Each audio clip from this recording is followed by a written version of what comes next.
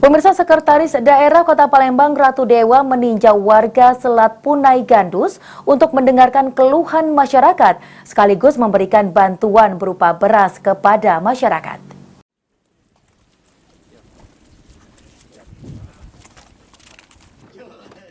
Sekretaris Daerah Kota Palembang Ratu Dewa Sabtu pagi meninjau warga Gandus di Selat Punai, Kelurahan Pulau Kerta, Kecamatan Gandus, Kota Palembang.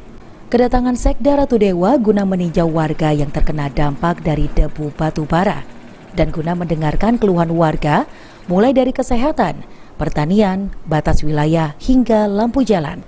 Dari hasil diskusi yang dilakukan dengan warga, Ratu Dewa meminta waktu hingga hari Senin di mana Pemkot Palembang akan menurunkan tim yang berkaitan dengan Dinas Pertanian, PUPR, dan BPKAD untuk menindaklanjuti terkait keluhan warga Selat Punai.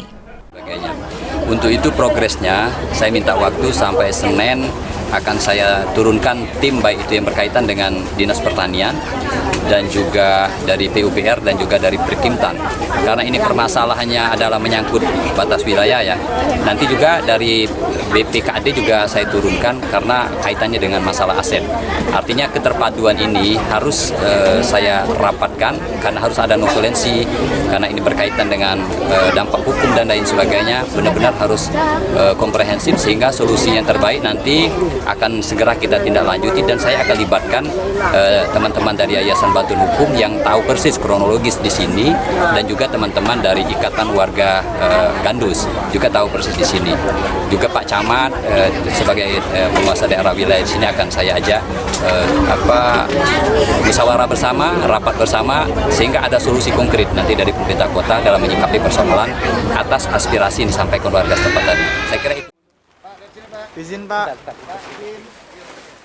Selain mendengarkan keluhan warga, Ratu Dewa juga memberikan bantuan beras kepada masyarakat dan meninjau sekolah SD Negeri 152 Palembang yang lokasinya berseberangan dengan warga Selat Punai, sehingga anak yang sekolah harus menyeberangi Sungai Musi setiap hari. Eki Saputra, PAL TV.